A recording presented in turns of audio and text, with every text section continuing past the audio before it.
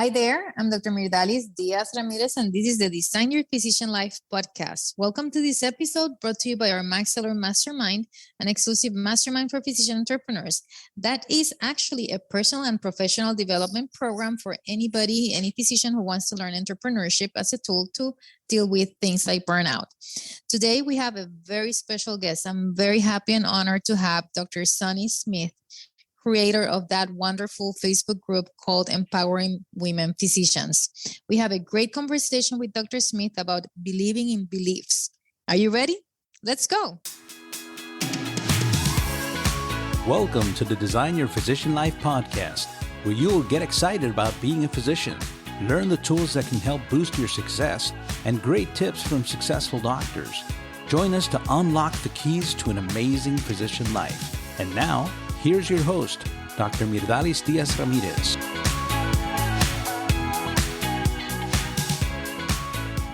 Hey guys, welcome to this episode of Design Your Physician Life. I'm extremely excited today. Today we have somebody who's very special to all of us who really want to feel empowered, right? That's going to be the topic of the day. Today, we have a surprise guest. She's wonderful. She's Dr. Sunny Smith. She's actually the founder and CEO of Empowering Women Physicians, which is a multi-million-dollar coaching business and places her among the top female entrepreneurs in the United States. She advocates for physician wellness through her comprehensive and collaborative, there's that word, Spanish, see? Collaborative coaching program, podcast, and Facebook group that seek to change the culture of medicine through normalizing and humanizing the experience of being a physician. She has been featured in multiple documentaries on medical student and physician wellness, including Do No Harm, which I've seen and I recommend that everybody sees. And this is currently streaming on Amazon. Dr. Smith is the recipient of multiple teaching awards, including Humanism in Medicine, Excellence in Teaching, the Outstanding Community Leader Award, and is a member of Forbes Coaches Council. She spent her academic career in the University of California, San Diego School of Medicine, where she was clinical professor of family medicine and public health, co-medical director of the UCSD Student-Run Free Clinic Project, and academic community director. Her work has been published in many peer-reviewed journals, including JAMA. And guys, we have her here with us today. Welcome. How are you? Hello. Thank you for the beautiful introduction. And it's beautiful to be here with you live today. Well, before we start, I have a gift for you. Somebody said this about you, and I want to share it with you. So, Sunny, you believe in beliefs. Just your belief in beliefs is just insane. I've never seen anyone like that. Hala Sabri. Oh, I love it. Your beliefs in belief, or your belief in beliefs is insane. I've never seen anything insane. Like it. Yeah. I love that because it is, I just want to offer, it is, and I embrace, it is a little delusional, right? But it's like a positive kind of delusion. And if I were to be deluded, what I want to be, have a delusion that the future is negative, or the delusion that we could create what we want to create and what we believe in affects and impacts the world, because it does. And I'm willing to allow it to have people think I'm a little bit crazy.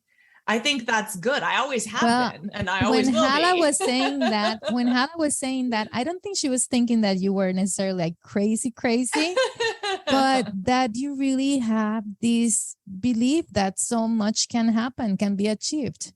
Yeah, it's so funny. So I gave her a bracelet when she came to Bora Bora with me, the same one that I wear, that is, she believed she could, so she did. And it seems like it's just like this little saying, and it's kind of trite, and it's like girl boss or whatever, you know.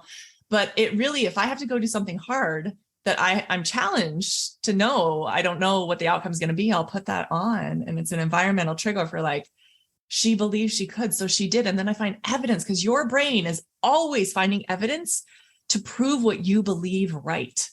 As a cognitive bias, as a confirmation bias. COVID and many other things, you can see that people just keep proving what they believe to be true. And so if I keep telling myself, if I believe I can, I make it come true more and more and more. And I look in my past to find evidence where I did that and where others can do that. And then people can come borrow my belief that they can too. And then they start doing amazing things. It's funny because I'm going to be having a workshop later this month. And then we do our fall coaching program and all that.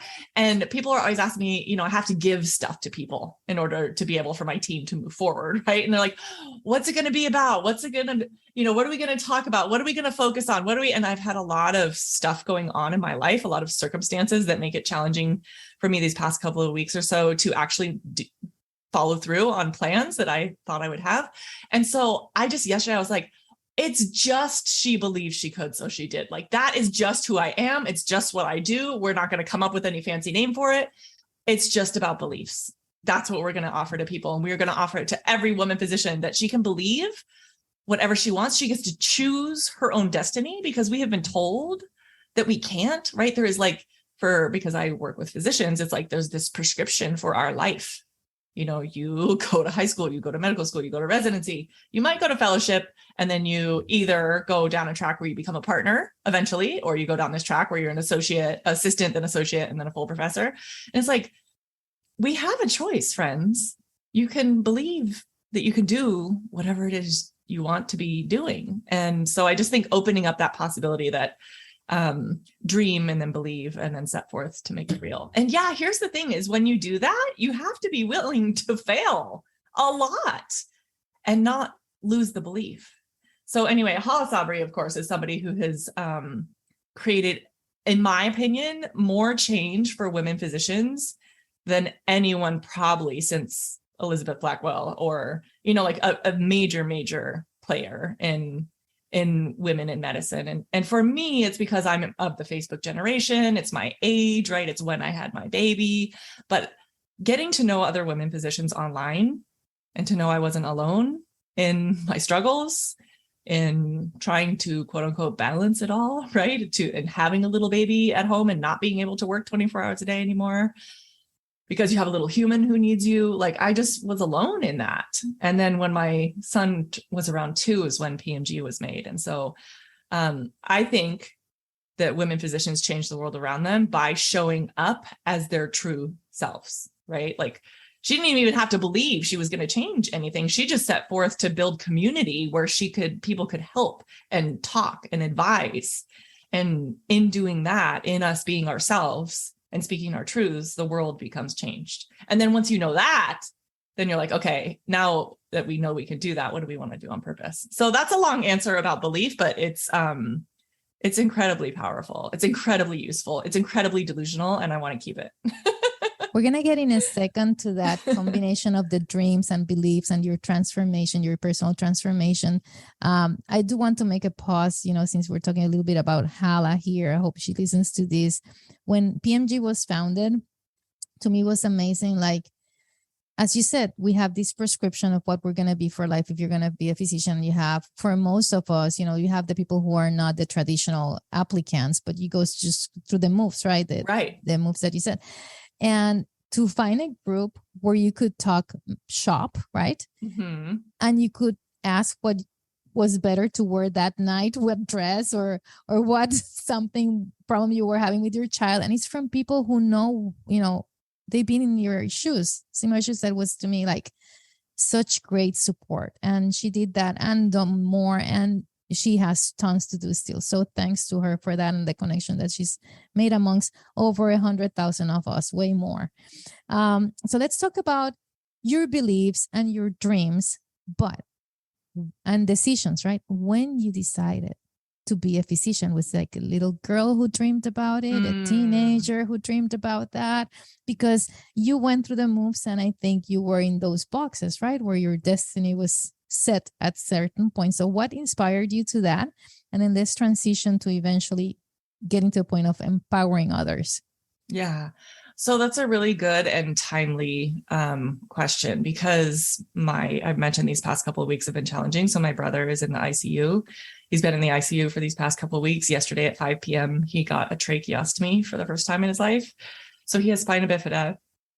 And, when I look at why am I a physician, no doubt it's him, right? It's growing up with this in my life since I was a little girl. There's no doubt that this is why I am a physician, because to grow up in a household where the whole family hinges on and waits on what's the physician going to say, What's the study going to say? What's the physician going to tell us? Is it going to be good news? Is it going to be bad news? Is it going to be surgery? Is it going to be like, it's so important. And you live your life all day, every day, all month, all quarter, all year. And you're only with the physician for these short periods of time. But the way the family thinks of those moments and looks forward to those moments and talks about those moments, and then the moments you're there, makes such a difference. And then the trajectory of people's lives change. So I didn't know when I was a little girl that I was going to be a doctor. I knew I was smart, like many doctors, right? Like I came from a family where at that time there was 2 of us. There are now 3 of us children. But when I was little, I'm thinking of the time, like sort of when I started school. My sister was born when I was 8, so she came later. But, it was very obvious to me that I was smart and that I was gifted and that I was at the head of the class. And my mom would read to me and my brother at home because she was trying to teach him to read. And so when I showed up at kindergarten, I knew how to read. Like I would grab a whole book and read the whole book. And they're like, okay, so you get to skip to the next grade. And it's like of no design of my own. Yes, I mean, I learned, but there's also this like luck of the draw. And then there's do the most with what you're given. And so I mean, I was a typical kid and goofed off, and there was no doctors in my family at all. So there was no role models for that. My dad's from a history of professional NHL hockey players. And my mom, was a stay-at-home mom with us until my parents got divorced and she started working. But so it just wasn't, I'd go to school, and when my mom was a single mom, she just passed this summer as well. She'd get calls about me because I'm very talkative, as you can tell. I'm a chatterbox and I don't have a lot of boundaries. I can relate. Once on 7th grade, I was offered to be put behind the bookcase. If I didn't, because they had moved me around the whole classroom because I was really bored with what they were saying. I knew all that stuff, and you get bored, and it's like, let's just talk about something else. Like these are our stories as women physicians, right? Or even as physicians. Like we were smart, we were kind of chatterboxes, troublemakers. We didn't have to pay attention as much because we already knew what they were teaching. And so, I would be late all the time. I would be truant. I would be sort of getting in trouble, whatever. My mom would get calls, and she'd be like, "What grade's she getting in your class?" The answer was always A. And then my mom was like, "Fine, bye." So anyway, then I only applied to 2 colleges. I applied to UC Santa Barbara because I got married when I was 18, and that was where my husband's brother was going. And I applied to UC Berkeley because I was sure I was getting in, and I didn't get in. And so I went to UC Santa Barbara. And then I just wanted to get home to my husband in the Bay Area, but I was in Santa Barbara. And so I just took as many classes as I could, as fast as I could, to get back home. And I knew I wanted to help, and I knew I wanted to heal. And I knew I wanted to make a difference. And that was all I knew. And it turned out, again, because I didn't have advisors really telling me what to do to become a doctor, that I was going to need some extra time after I graduated to study for the MCATs and to get like my extracurriculars, et cetera. So during college is when I sort of, towards the end of it, I committed, like, I really am going to do this. And it was actually not super welcome in my marriage or family that I was going to do that. Do I think I'm better than everyone else? Everyone else is getting married and having kids, 18, 19, 20. Do you really have to go? Because you have to apply all over the country, especially if you're like me and you didn't have a 4.0 and go to an Ivy League school, So anyway, it ended up being something that unfolded with also the end of that first marriage that I had, that we got separated. And I was like, no, I really am going to apply. I really am going to be a doctor. And when I arrived there, I felt so different from everyone else. I was Sunny Anderson at that time. They couldn't even match my transcripts because I was born Sunny Smith, and they had my college transcripts were Sunny Anderson. I'm back to Sunny Smith. I'm remarried. I'm keeping Sunny Smith forever. Forever. I tell everybody, my last name, even though it's hyphenated, it's my dad's and my mom's, and I'll die like that. And I said, you know what, my husband and we've been together for, since we were 17 years old, going out and then getting married. But I said, doesn't matter. I'll be like that forever, and people will find me forever. The day that he takes my name, I'll take his. Exactly. We are independent women. Yeah. The day he takes my name. My kid has a lot of questions for me about this, and we answer it all the time, different ways he looks at it and sees examples of how people do that. So anyway, how did I become a doctor? That's sort of a long version, of course, of how it unfolded. And I feel very, very fortunate that I was accepted to medical school, and I did get to go to UC San Diego. It's sort of like this dramatic story about, there being no spots. I wasn't going to be able to get in, and at the very last minute, really, truly the last minute at 4:30 p.m. on a Friday, they called me because they had said, I'm sure these are not the things you thought we'd be talking about on your podcast, but you can always edit them out. But no, this is like what we have to listen to, because I have to tell you, like, there's many people with similar stories to you, and they will not think that they deserve it. Right. And exactly. Here you are. And this also applies to entrepreneurship or whatever your people are trying to do next. Yeah. They're like, I don't fit. And we I don't want know. it all. Yeah. So I didn't think I fit because, again, everybody else was like the smart kids and blah, blah, blah. And so you're interviewing and you meet all these people. They have like these fancy suits, right? So when people are trying to become entrepreneurs, they look around, everyone looks like they've got it all together, and they feel like they don't, because we're comparing our insides to everyone else's outsides, which is never a fair comparison.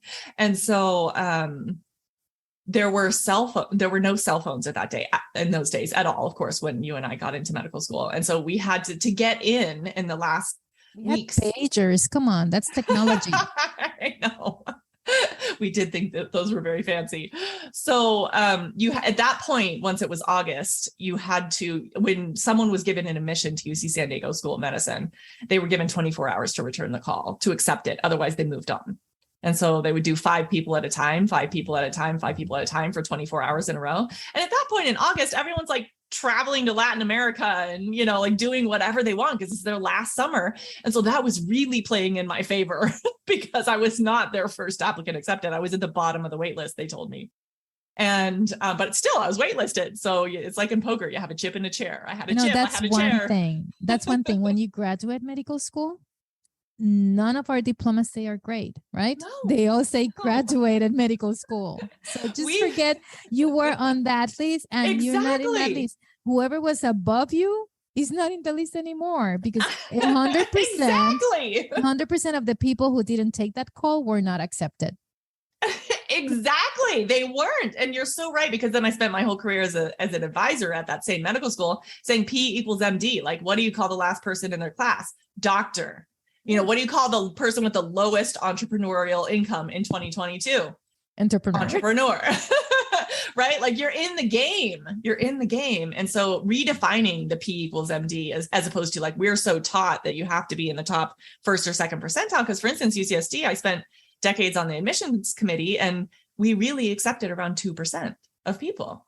And so we go through our whole life thinking we have to be in the top 2%, but it's like, listen, friends, you've all arrived. Everyone listening to this podcast has arrived. You've arrived. What? If you're in that 1% and you didn't take the call and you were in Latin America, you're in 0% now. Exactly. You went to some other school, which you were destined to be at anyway. The universe conspired in my favor, and lots of people didn't answer. And so on the very last day, we only had until 5 p.m. or so. And so I called the admissions office. They told me to wait by the phone, and I had to answer. They're like, listen, we gave the 5 spots for today, and this is the end. And if no one says yes, then you get the spot. And they did. They're like, we'll call you by 4. They didn't call me. And every time my mom or anyone would call me, did you hear? I'm like, Dad, there's going to be a busy signal. Bye, and hang up. So guys, there was no call waiting. There was no call waiting. It was busy signals on house landlines, but my family all over was like dying to know. Like, do not call me, do not call me, do not call me, do not call me. First, they didn't want you to go to medical school, and then they were suffering if you didn't get into medical school. Yes.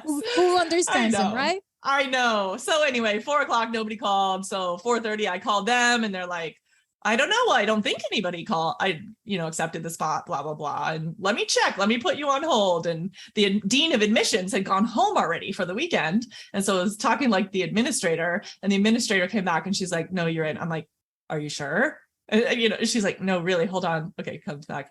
Really? Okay, you're in. And that was it. You had to know by that day. Like, there was no waiting till Monday. It was that day or never. And so when she confirmed, I just yelled, shut up. my friends all still make fun of me because I still say shut up. But anyway, so that's how it went down. And then I arrived at med school and just, again, knew from the first moment of orientation right after that, they had you draw out like your life path and what you want to do and where you've been. And they had a map and all these things.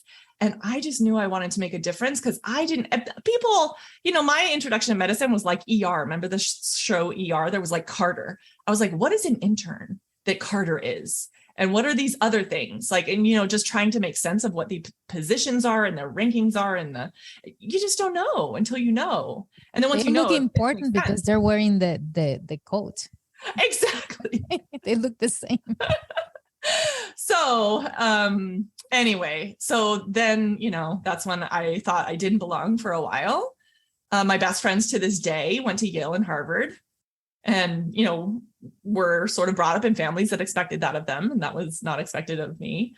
But the thing is, and this is important for entrepreneurship too, there's so many parallels, and I've never talked about this or made all these parallels. So this was not a contrived, plot to have this conversation. But I just think that they were, again, sort of like started off in a certain way and were expected to do certain things, jumped through all the hoops at all the right times, did all the things. And we ended up in the same place. We all became underserved primary care physicians, right? That's what drew us to become friends because we had the same values. We all started running this free clinic that started that year that I arrived in medical school that ended up changing the trajectory of my life. So some happenstance, some heart, the desire to make a difference. And so I spent my whole career kind of outside the box, practicing in the basement of a church. I trained there as a medical school, and then I came back as the director of it, and became a full professor writing big grants for it. And that was my life, is just physicianing on my own terms in a way that felt good to me because I didn't work very well in the fast pace situation. That's just not me. I like to be slow and talk and connect with my patients and my students. And so I created a world in which I could do that. And then, eventually transitioned to, I was advising the medical students on their well-being. And now I'm doing that with attendings because after a while, when you get burned out, or as I said, that sort of transition of I have a kid and now my worries are different. I used to identify more with the students than the faculty because the faculty were like old white men. I was like, I definitely don't identify with you guys. God, yeah. So I identify with the trainees more. But then as life continues moving on, we become more middle-aged, and all of a sudden we're like, cry me a river, you got an 82 on a test. You're like, really? Get some perspective, people. There's much bigger problems in the world. But that is a real pain, and that is real suffering because of the generalizing that they're doing with it, right? And the projecting into the future that they're never going to XYZ, and their whole life is ruined because they got an 80 something. And so I just found it, in addition that I went through some things too, but then it was just, I became much more interested in helping people who were at my stage of life, and could also, because when you change a med student or help work with a med student, there's years and years and years that they still go through training and before they become attendings. And what would happen is my students, I'd been around long enough that they would become attendings, and then they would come back to me in distress as attendings. And I'm like, so we took such good care of you as med students, and then we basically throw you to the wolves and say, good luck, the system sucks, good luck to you. And so then I was kind of shifting my focus to the people in the system, and because you can really make a change in days to weeks, right? And as opposed to a decade.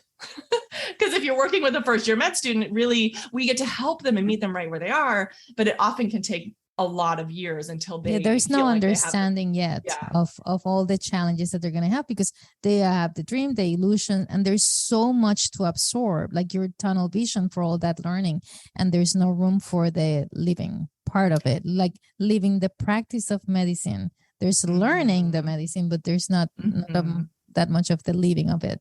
Yeah. And so when you focus on attendings like you do, faculty or, people who are already out, it's like the pace at which, because we are the leaders. We are the leaders of our own life and our household. We are the leaders of our institutions. We are the leaders of our practice.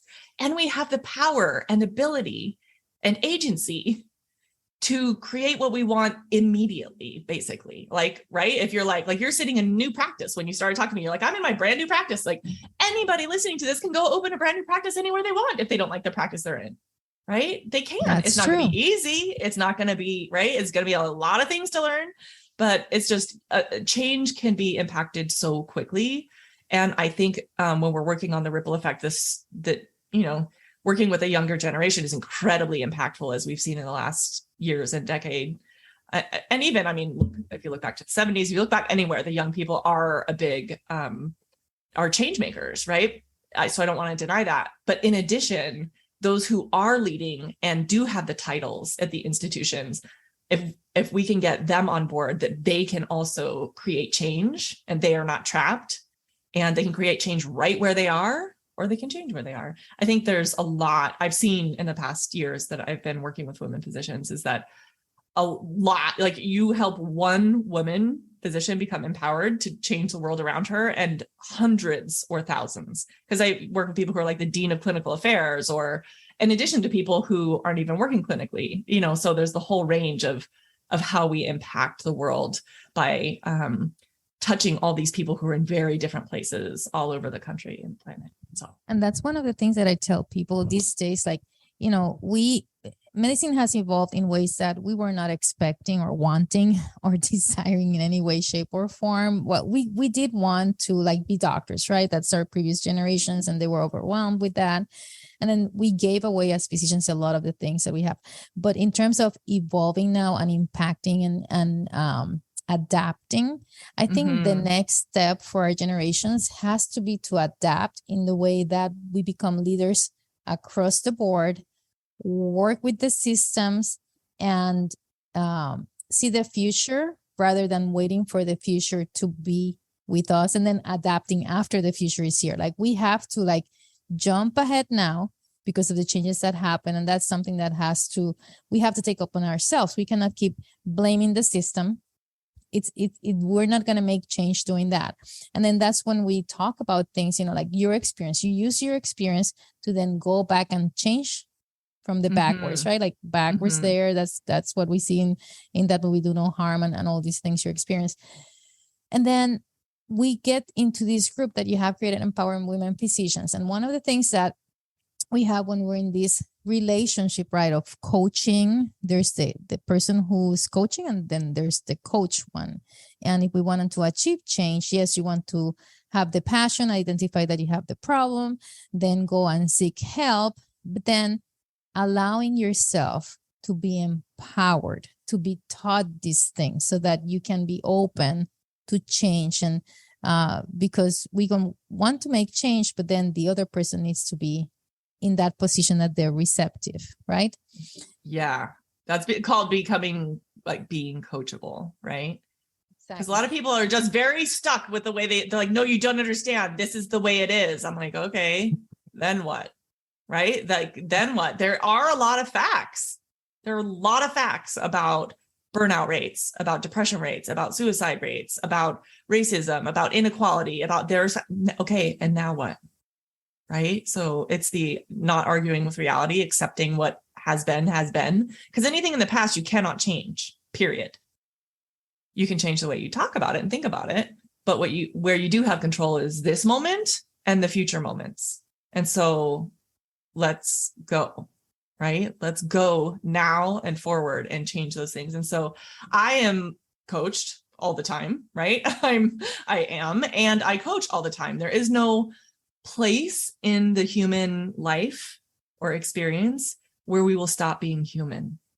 There just isn't, right? It's like we will always be making urine. We will always be breathing.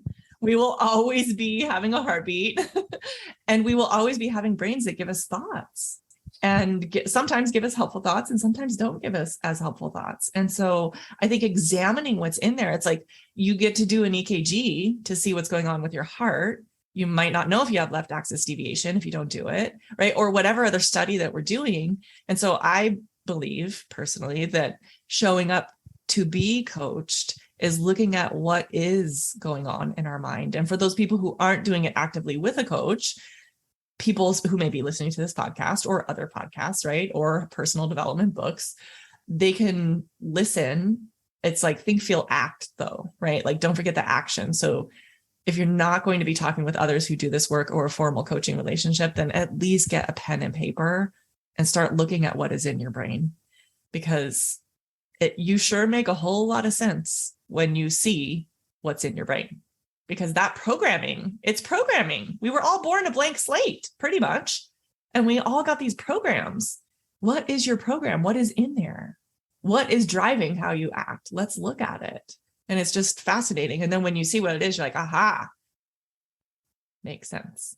Especially, again, I focus largely on women. So like women have been indoctrinated a certain way, and culture has taught women and all of society that we don't have the same rights or choices, or, there's a lot more expected of us than, like, we don't have the right to just be. We are asked to do at almost all times. And this shows up, for instance, in our inbox. We get twice as many requests, literally, objectively, right? And even of our nursing staff, we get more requests, because the men, they're important. They have boundaries, right? But the women, we are helpers. Yeah, we're expected to help. At times we receive something from somebody, and I have, like some examples, like they say, oh, they request something from you that that they would not request of Dr. X, right? Exactly. And then I've been in so many positions recently, like in the last 2 weeks. Just think about Dr. X. Would you ask Dr. X to do that? Exactly. And then no, right? Would Dr. X care about that? No. So I want to stay in my circle of genius, my zone of genius here. Yeah. Let me work in happiness here, where I can provide for you what you need is going to be more efficient. And then ask me for those things that you would not dare in your life to ask of Dr. X. And that's a real thing that keeps happening even to this day, Oh, it's not going to stop, right? The requests, here's the thing about coaching, teaches us the requests are going to keep coming because the other people aren't changing. But what changes is that we change, and we change how we respond to them, right? There's no way we're going to change all of our patients, all of our staff, all of society and their responses to us, but we get to teach people how to treat us. And the response back might be like, oh, you're funny. Oh, you're curious. Right. Oh, that's funny. Yeah, you're so cute. Like, yeah, really? I've had, I've been in positions where there was this time where I was in residency a couple of times. And one of them, I was doing anesthesiology. And this doctor, he was talking about tall people. Guys, Sonny is 6 foot. I am 5'2". This doctor was like 6'5" or 6'7". I don't know how tall he was. Okay. He comes like this thin, tall man to the OR, asking me for something that was impossible to give him. Doesn't matter who it was. Nobody could give him that. But he wanted it. He wanted a pre-op for a patient who was not available. It's like, nobody can give you that. And then he's giving me this stupid thing in front of like 7 people. Okay. Mm-hmm. 7 people. And they're looking at me. And then I'm like the second, third year of, I'm low down in the ranks in your TV show. I was like lower there at that point. So then after that, when the thing was over, because I was not going to make a scene in front of anybody, I went to him and I just looked high, like he's looking down and I'm looking up, and I'm go with my finger and I say, the next time you have anything to tell me like that, you're going to tell it to me in private. Mm-hmm. And he's looking down. Oh, I'm so busy. I cannot. I said, the next time you have anything to tell me like that, you tell me to, like 3 or 4 times, he got it. Mm-hmm. But you have to make yourself heard and you have to change in that sense. But it's not like, to create controversy. Like I didn't want to create a problem in the OR. There was a patient under anesthesia. Right. Right. So it's not the situation, the moment to do that. And then everybody after he left was like, what happened there? What is he talking to you like that? Because they feel like that. And if you allow them to do that, then that's what's going to happen. So that's why you have to grow. That's why you have to listen to people and then how to communicate, and then allowing others, to help you, being empowered.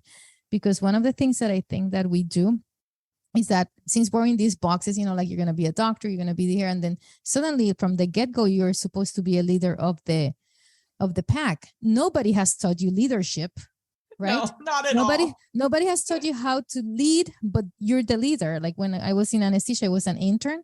And suddenly because I was in anesthesiology in my internship, I was the leader. And really, are you allowing the least experienced person to lead the code? Why don't you allow, because of anesthesia, I'm not the expert here. And not yet.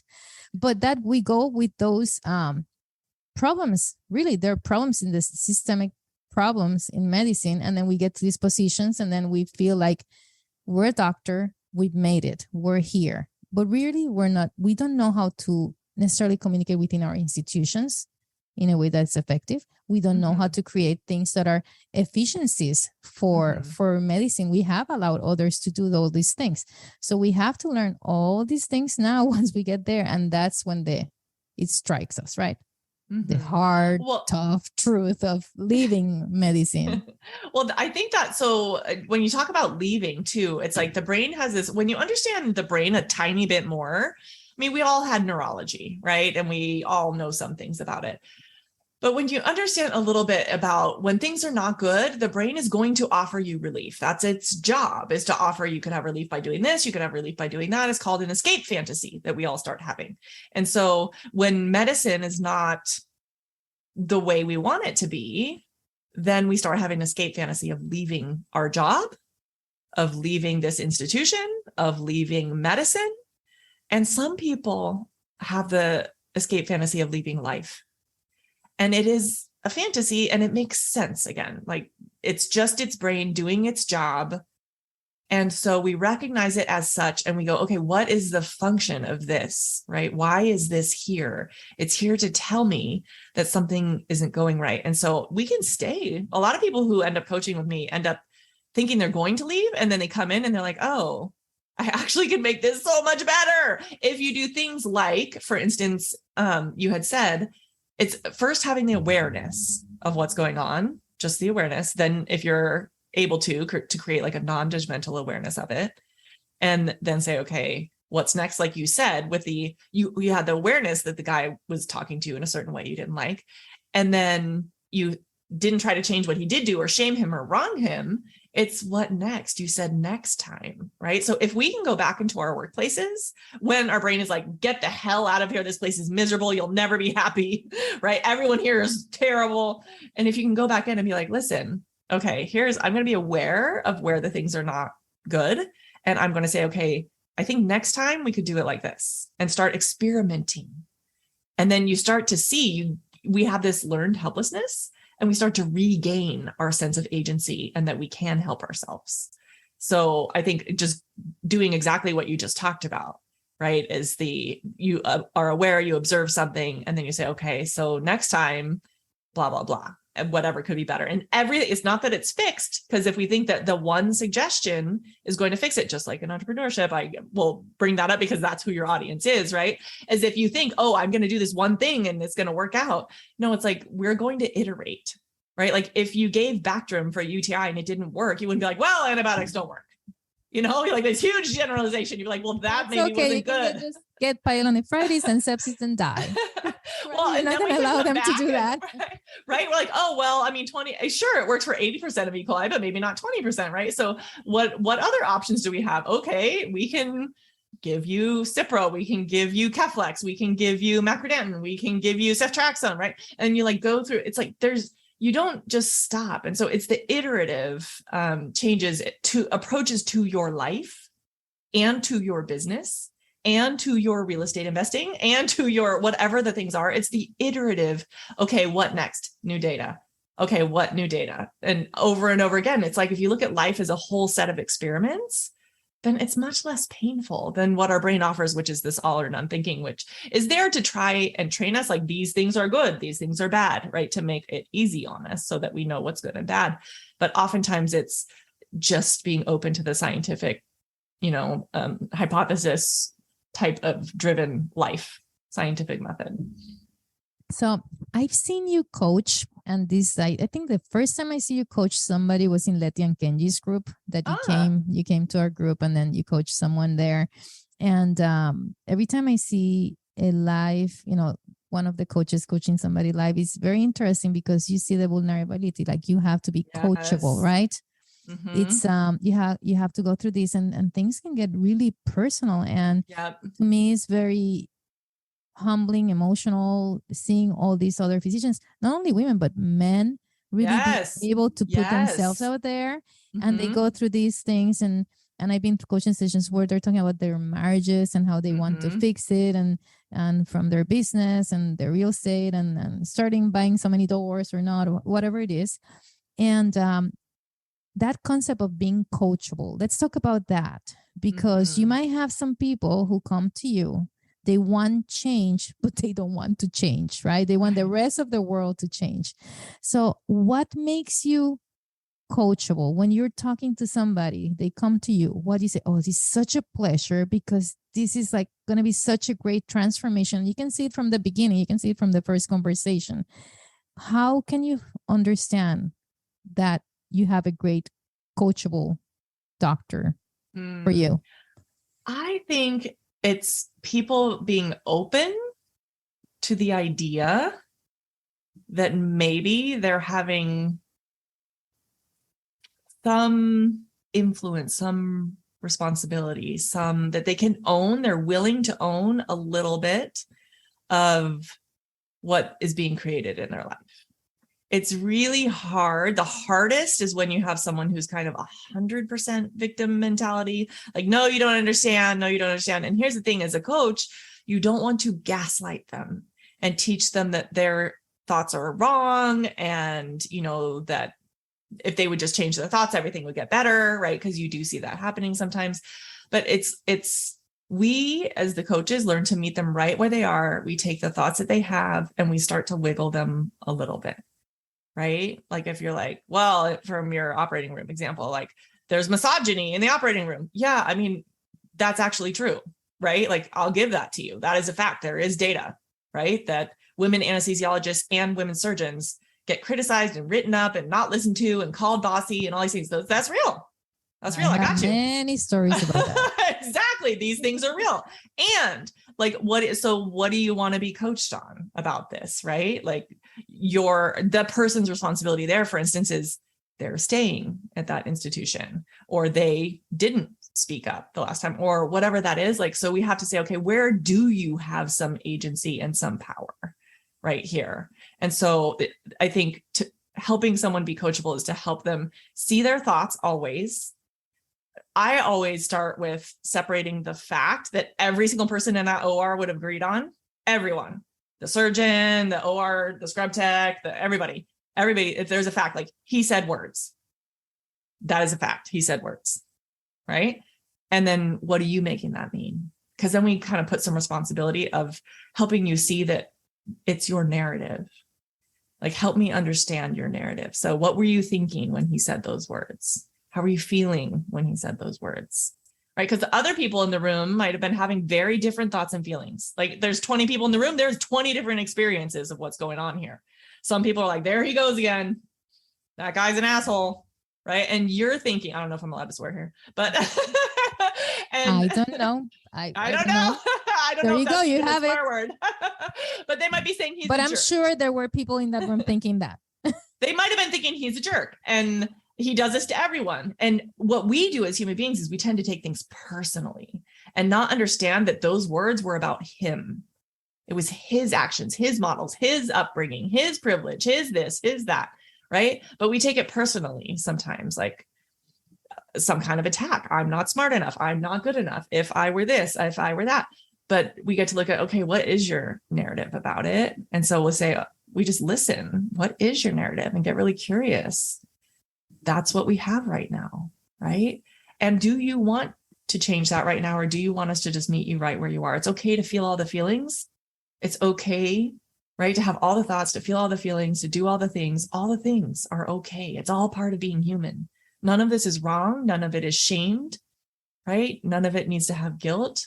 It is I think working on the acceptance of what is the most important, one of the most important parts. I think separating fact from story is a very, very important skill. And then also just learning to eventually accept what is, such that we can then move on. It's like being firmly planted before you take your next step. So I don't know if that makes any sense, but being willing to separate fact from story, being really willing to own your story, even if it's a story you don't love, but to just have awareness, this is my story. This is where I am right now. And then us saying, okay, now what? And then recognizing, like, for example, if somebody comes to you for coaching because they're suffering, right? Suffering is optional, as the things that we've thought. It's like, how do you want to change your situation? Are you coming because you want to change your situation where you live, or you want to make a decision of leaving that situation? But when you leave and you go somewhere else, is it going to be the same? Which things are you going to be accepting, right? Because this thing with the grass is greener and all that stuff, it really is what you make it yourself. Maybe up to this point, the 6'5" guy, maybe everybody was just accepting that from him, right? That's what he's behaving like that. And nobody has really stopped it. But after that, do we have a better OR relationship or not? So we have to understand the problem, seek help, and really be wanting to understand what we want to change and then change it. Right? That's awesome. Yeah, that's coachable right there. It's the same as you can apply that not just to the OR, right? But to anything that your people are wanting to create in their lives, like whether it's their financial situation, whether it's their number of hours they work, whether it's any of those things. Like, no, you don't understand. I have this boss and our cost schedule you can't modify. And you did it. It's like, okay, this is what we have right now. Let's look at what we have right now. This is your contract right now. Contracts are changeable. Right? Like I just talked to someone 2 days ago who literally was the first in her group to change the contract of what it means to be a partner and what the requirements are for that. Right. And because she wanted to change what she was doing and wanted to still be partner. Right. She wanted to stop taking call, and she won, like not won, but she was able to get what she wanted because she believed she could. So she did. Right. And you think, oh, not in my practice, not in my specialty, not in my, oh, really? Let's go. Right. So it's just looking at, again, and whether that's because people come to you for entrepreneurship, because they come to you because they're not so happy in their practice, because they want to change something.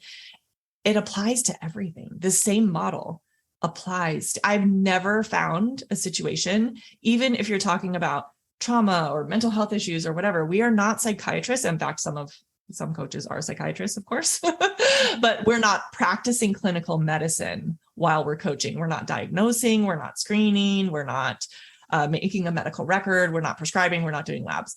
So no matter what the situation, I've never found a situation where you can't separate fact from story and where you can't help someone see that sort of the lens through which they're looking at the world is really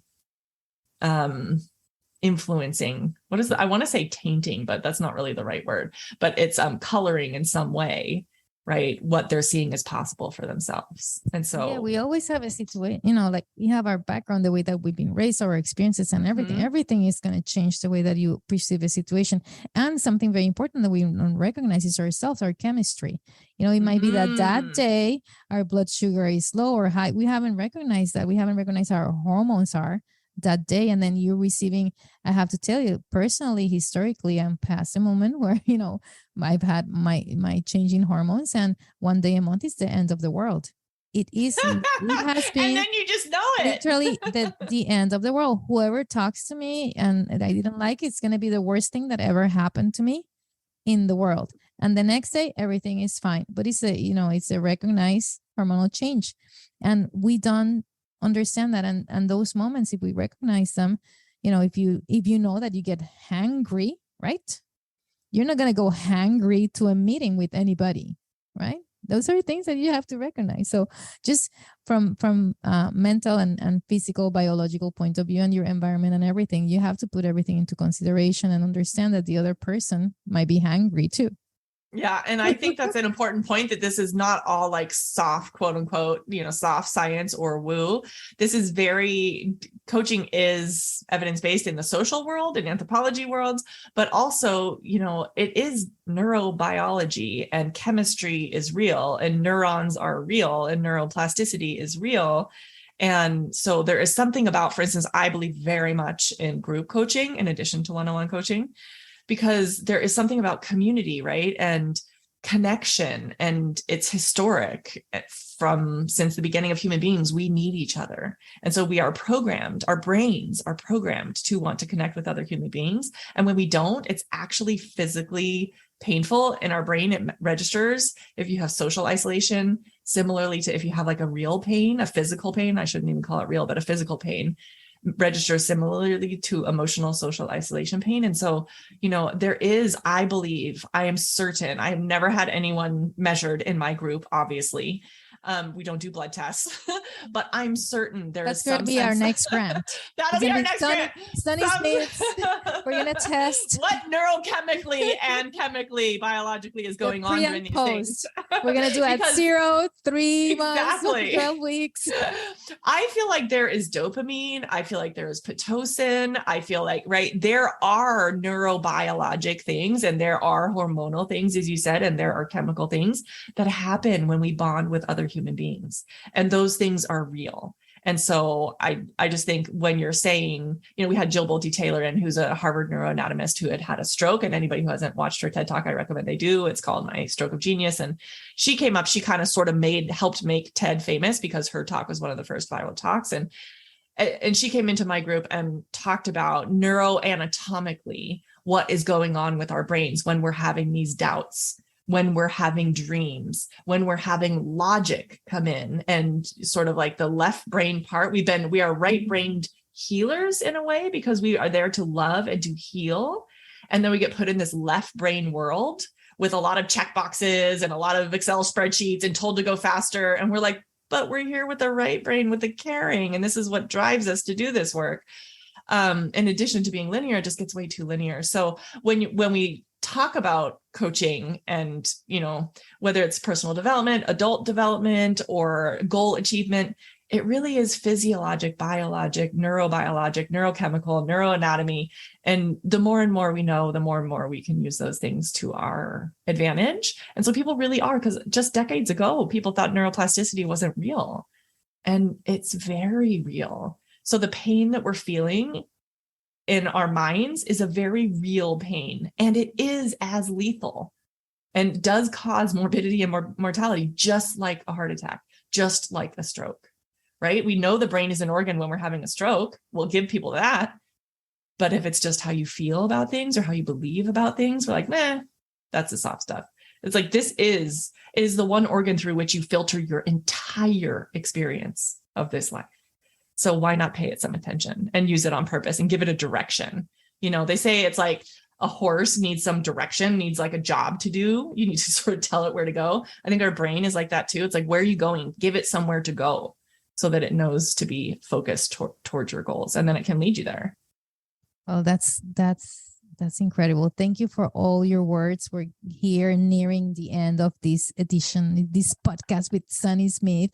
And I want to ask you two things. First, if you have, because we've talked about, the correlation, which is, all life, basically being a physician, being an entrepreneur, how those things correlate. So if you have any particular couple of words for those physicians who want to seek entrepreneurship, because you're an entrepreneur, as well, like a very successful one. And we're so happy and rooting behind you. It's like, we're so proud of you. And the other thing is that how can people find you after that one? All right. So I'm sure, first of all, that we didn't cover even 1% of the things you have on our agenda. And this is life. This is where we go. Is like, but this is what we want. We want real things, because what we're talking, really, people, they don't feel like they have these thoughts and they don't share them. Yes. They don't share them. And this is what we have to learn from. We have to learn how can I be coachable? How can I seek help? I'm in an episode here that I'm living through that's really a dark one. Have I looked at all these things? Have I looked at my biology? Have I sought help? Am I in a position that I can receive coaching from Sunny or someone like her? So you have to understand that you have to take matters into your own hands. And sometimes we don't know how to start, how to do those things. And that's what you've given us here today. Yeah. I think we're looking to create a culture of help-seeking behavior in all of medicine, right? In all of medicine, help-seeking behavior, and that there's no right or wrong way to be a physician. So that opens up the doors. I think we are looking at this great resignation across the planet is sort of being called a great realignment in medicine, where physicians we are resigning. Some are, yes, we don't want to deny that. But I think even more so, people are trying to realign with what's important to them. And so entrepreneurship is one tool. as is coaching, as is many other things, right? As is real estate, I do all of these things.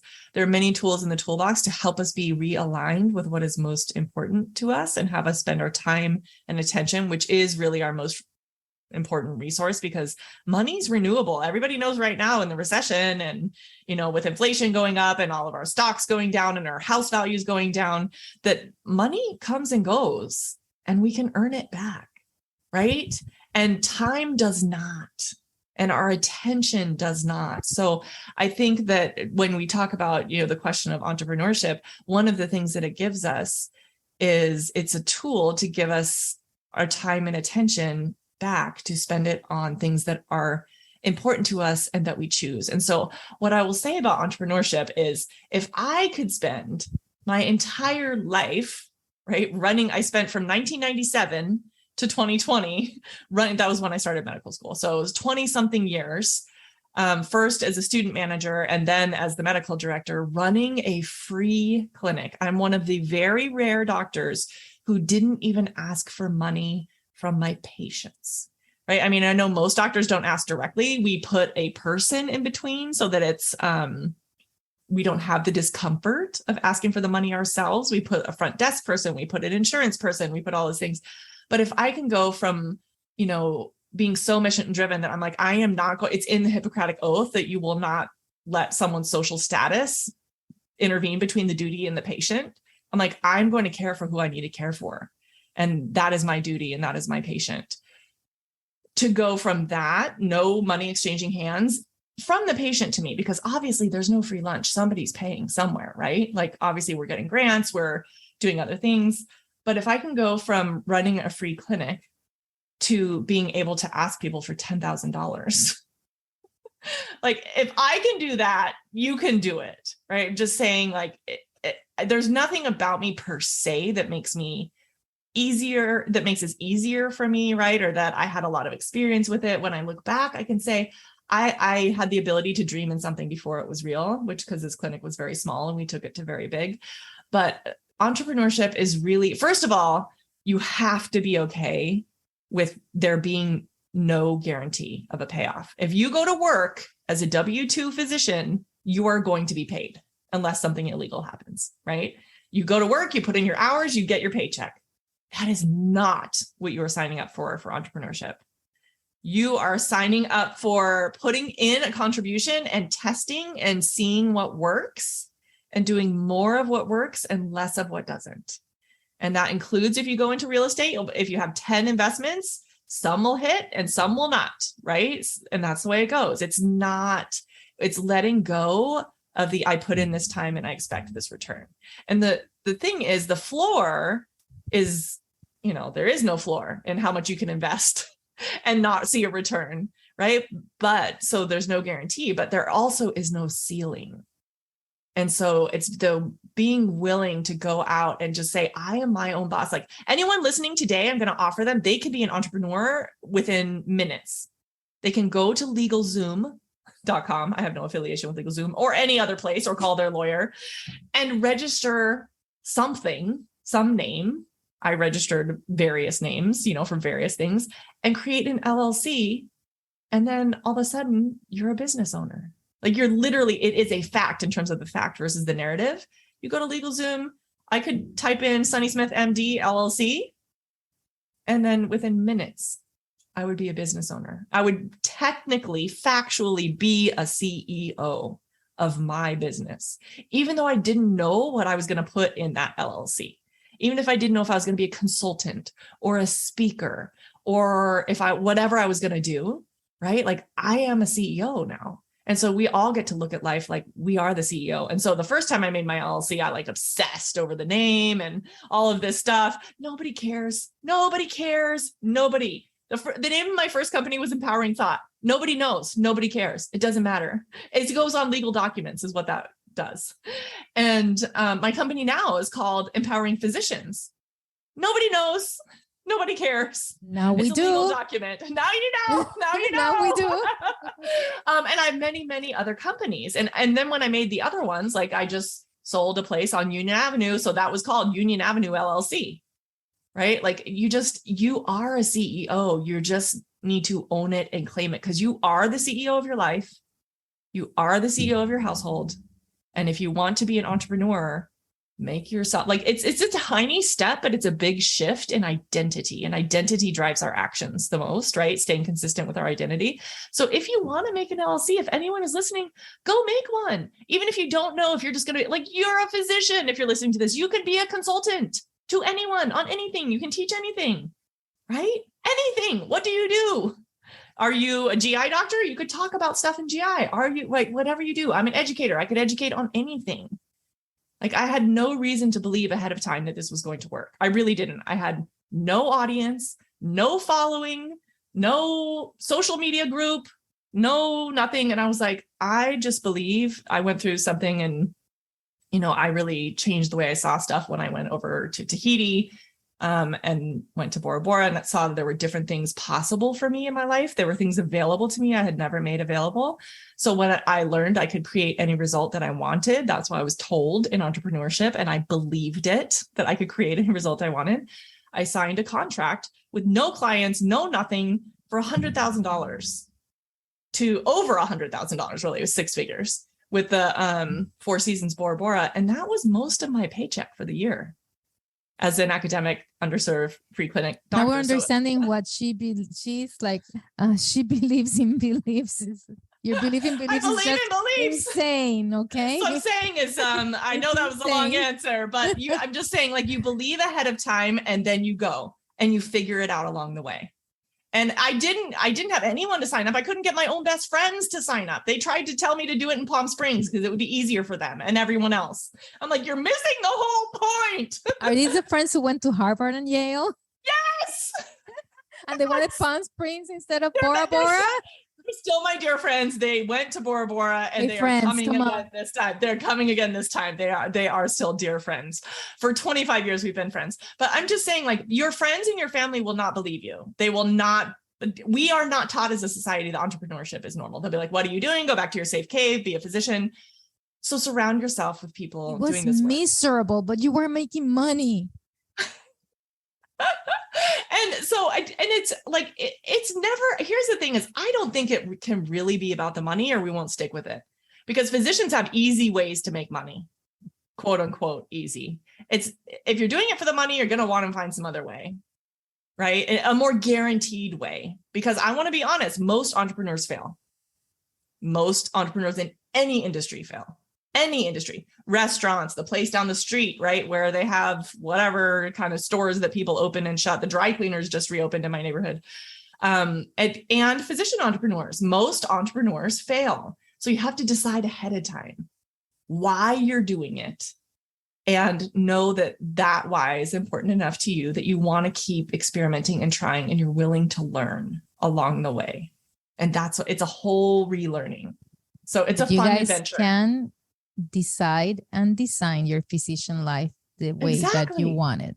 Amen. And surround yourself with people who are, because that whole saying about you become the average of the 5 people is so true. Surround yourself with people in the arena, not on the sidelines, making a lot of chatter.